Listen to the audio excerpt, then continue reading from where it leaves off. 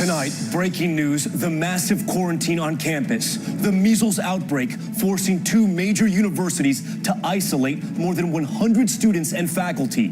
Hundreds screened after possibly coming into contact with an infected student. Also breaking tonight, the deadly tornado strike. Active watches posted as we come on the air. The twister hitting in the middle of the night. A mother and son among those killed. Several confirmed tornadoes. Severe storms now moving east. Heavy rain tomorrow from D.C. to Philly, New York to Boston. Rob Marciano standing by. The toxic cloud sending dozens of people to the hospital. A dangerous chemical leaking from a tractor. 7 patients in critical condition. First responders among the victims. Day one of Joe Biden's presidential campaign, right off the bat, taking direct aim at President Trump and facing controversies from the past. What we're learning about the former vice president's recent conversation with Anita Hill. Also, newly released body cam video, a deputy seen punching a suspect handcuffed to a hospital bed.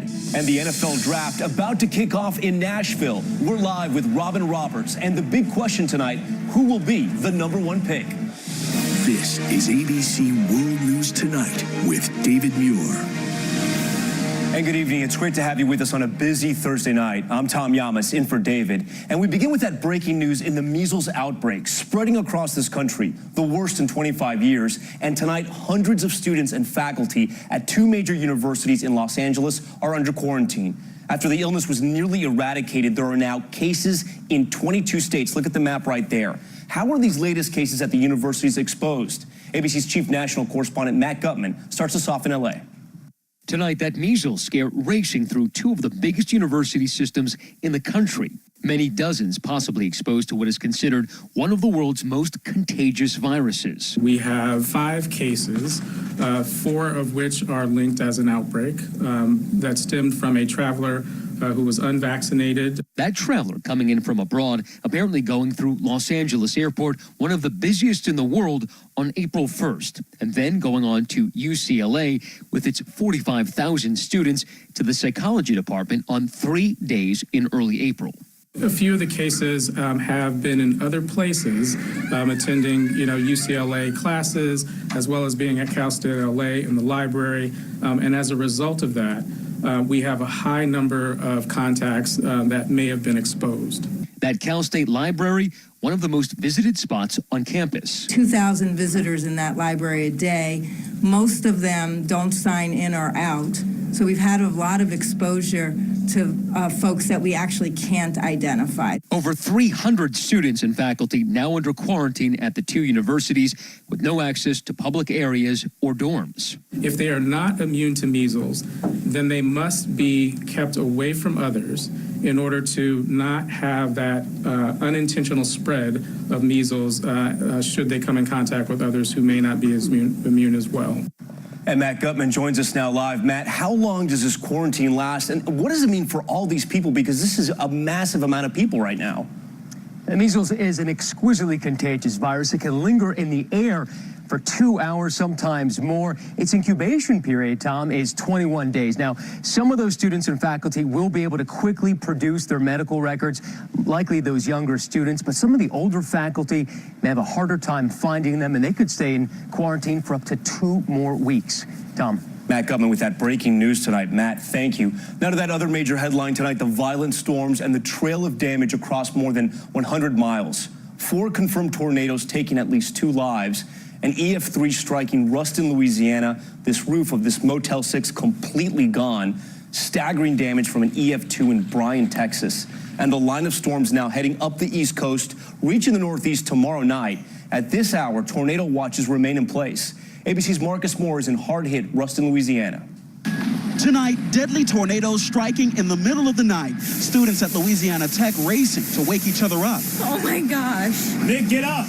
Debris strewn across campus, the softball field in tatters. Classes now canceled. Ruston, Louisiana taking a direct hit from a massive twister with at least 136-mile-per-hour winds, ripping the roof off of this Motel 6. I couldn't move out of my bed, basically. It was that terrifying. Look at this. Stairs at this hotel that once led you to rooms, now you can see nothing but blue sky. Falling trees slicing the city's homes in half and claiming the lives of a mother and her son. Outside of Jackson, Mississippi, a tow truck driver killed in a two-vehicle crash on wet roads, his truck plunging off of a bridge. In New Orleans, severe thunderstorms swamping streets and delaying the start of the famed Jazz and Heritage Festival. This tornado-producing storm tracking across 150 miles, cutting a long swath of destruction. Buildings shredded in Bryan, Texas. Northeast of Austin Wednesday, this truck overturning, stuck in a ditch. Good Samaritans banding together, flipping that vehicle over and freeing the young driver trapped inside. And another look at the devastation on the second floor of this hotel that took a direct hit. People in their rooms when this tornado came through in the middle of the night. To the east, tornado watches are in effect through the evening. Tom, this storm very much on the move. Incredible those guests at that motel survived that. Marcus Moore for us tonight. Marcus, thank you. Let's get right over to senior meteorologist Rob Marciano here in New York, tracking it all. And Rob, these storms are going to make major trouble for the whole East Coast. Yeah, it's now reaching up into the northeast, but the core right now of the power is across the Gulf Coast. So let's show you where the action is. Plowing through New Orleans and through Biloxi earlier today, Mobile, Pensacola. Now you're under a tornado watch for the next couple of hours. It'll push through Atlanta overnight. The low strengthening across the Ohio Valley. The mid-Atlantic will get the severe threat tomorrow. But by 7 p.m., Delaware, Philadelphia, D.C., and then getting ugly tomorrow night, New York, Connecticut, and in through Boston. And yet another quick-moving system that's set to impact this area over the weekend. Tom? All right, Rob, thank you. We want to turn to politics now and a big story in the race for 2020. Joe Biden officially announcing he's in, taking on President Trump right out of the gate, but Biden's long history already catching up to him. What Anita Hill had to say about the recent conversation. Here's ABC's senior national correspondent Terry Moran. Newly minted presidential candidate Joe Biden already in full campaign mode. Hours earlier, Biden posting that video, declaring his candidacy in stark and sweeping terms. We are in the battle for the soul of this nation. Everything that has made America, America is at stake. Using images of white supremacists in Charlottesville, he took direct aim at President Trump. If we give Donald Trump 8 years in the White House, he will forever and fundamentally alter the character of this nation. Trump's tweeted response, a taunt. I only hope you have the intelligence long in doubt to wage a successful primary campaign. But if you make it, I will see you at the starting gate. Mr. Vice President, do you have a message for President Trump? He welcomed you in the race. Question whether you have the intelligence to be the President of the United States. Everybody knows Donald Trump. Biden, who is 76 years old, has spent half a century in politics, and this is his third try for the White House. So he brings a long track record. And a flashpoint in that record now coming under sharp scrutiny. As Senate Judiciary Committee chairman presiding over the Clarence Thomas confirmation hearings, Biden was widely criticized for the committee's treatment of Anita Hill. Today, his campaign revealed he spoke with Hill and expressed regret for what she endured. Hill tells the New York Times that conversation happened earlier this month, and she fired back, saying, I cannot be satisfied by simply saying I'm sorry for what happened to you. I will be satisfied when I know there is real change and real accountability and real purpose. For Joe Biden, the challenges and opportunities in this campaign are just beginning. Why are you the best candidate? That would be for you all to decide. Just beginning is right. Terry Moran joins us now from Washington. And Terry, President Obama tonight weighing in on his former vice president entering this race. His spokesman saying Obama and Biden share a, quote, special bond, but the former president making no endorsement. No endorsement, Tom. That's a presidential tradition. They stay above the fray. Reagan didn't endorse Bush until after the primaries, Eisenhower, Nixon. But Joe Biden did talk about this today. He says he asked President Obama not to endorse him, that whoever wins this nomination has to win it on their merits. Tom? Terry Moran with Joe Biden's big announcement today. All right, Terry, thank you. And Joe Biden will give his first interview to ABC News on The View tomorrow. And then Joe and Jill Biden will sit down with Robin Roberts for an interview airing Tuesday on Good Morning America. Make sure to tune in for both those interviews. Next to another major story we're following tonight, a toxic cloud that sickened dozens of people, closed schools, and forced people to shelter inside. A tractor was towing containers of ammonia when one of the tankers sprang a leak. Firefighters hosing it down for hours, even after the leak was contained. Officers were checking on people going door to door. ABC's Alex Perez is there in Beach Park, Illinois. An investigation underway tonight in the suburbs north of Chicago to determine what caused this tank to leak a hazardous chemical right near a residential area. The incident starting around 4:30 this morning, prompting a massive response from authorities. There is some type of ammonia smell here. A sergeant and deputy arriving on scene, overcome, forced to retreat, quickly realizing the air wasn't safe. I do have 3 patients on the ground. 37 people hospitalized, 7 in critical but stable condition, including 1 firefighter from the toxic cloud created by anhydrous ammonia used in farm fertilizer. The trailers and the containers holding the chemical leaked, and this leak caused these plumes of toxic gas to be released into the air. Authorities at one point calling for residents to shelter in place. William Hask opened his front door and was overcome by the haze and smell. We couldn't see beyond the first step here. It was that thick. We couldn't see 3 feet. It was heavy. It was like a fog, but it was real strong. Schools nearby closed, crews blocking off a 1-mile perimeter as they monitor the area. We went around and made sure all our windows were shut and all the storm windows were tight. 6 hours later, authorities finally giving the all clear.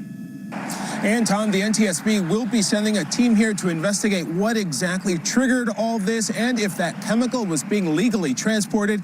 You can see finally that intersection here is back open. Tom? Alex Perez for us tonight. Alex, thank you. Next to the first ever summit between North Korea's Kim Jong-un and Russia's Vladimir Putin. The 2 leaders exchanging gifts, Kim giving Putin a ceremonial sword, you see it there, but it was North Korea's nuclear weapons that were on the agenda. Putin siding with Kim, saying North Korea needs international security demands in order to end its nuclear program. The meeting coming 2 months after talks broke down between the U.S. and North Korea. And back here at home, federal agents swept into homes and offices connected to Baltimore's mayor today. FBI and IRS agents were seen going into City Hall and leaving her home as well with boxes and other materials. Mayor Catherine Pugh is under fire for a book she wrote and then sold to companies with business before the city and to a hospital when she was a board member. Calls for her to resign are mounting. Next tonight, to a federal grand jury, how it issued a blockbuster indictment of a Massachusetts judge and a former court officer. They're accused of allegedly helping an undocumented immigrant evade arrest by an immigration and customs enforcement agent. The high-profile case, a showdown between both federal law and a sanctuary city. Here's ABC's Gio Benitez. Today, Judge Shelley Joseph finding herself on the other side of the bench after prosecutors say she helped an undocumented immigrant slip out the back door of her Newton, Massachusetts courthouse to avoid an ICE officer. Judge Joseph can be heard in a courtroom recording obtained by the Boston Globe. As if you need more time to figure this out, or until tomorrow. Talking with attorneys about whether that suspect was the right man ICE was looking for. What if we continue?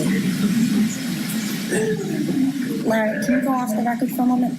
Judge Joseph ordered the court clerk to turn off the recording device. Prosecutors say the judge then conspired to release the suspect out the back door while that ICE officer was told to wait in the courthouse lobby. And Tom, tonight the judge and the court officer face obstruction of justice charges. The judge has been suspended, and now that undocumented immigrant is in deportation hearings. Tom. Gio Benitez for us. Gio, thank you. Back now with a new tiger attack in Arizona. The founder of an animal sanctuary badly hurt, trying to protect the tiger during a dangerous storm. Here's ABC's Zachary Quiche. Tonight, this man, Jonathan Kraft, is recovering after being pulled from the mouth of Bowie, an 11-year-old Bengal tiger at an animal sanctuary he runs in northwest Arizona.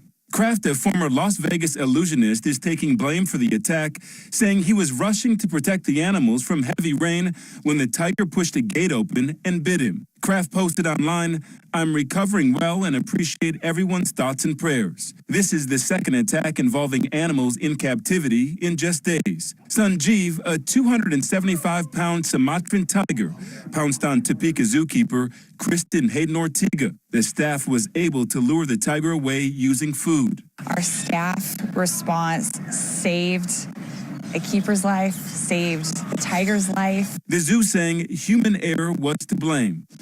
Tom, both are expected to make a full recovery, something experts are calling a miracle. Neither of these tigers will be euthanized.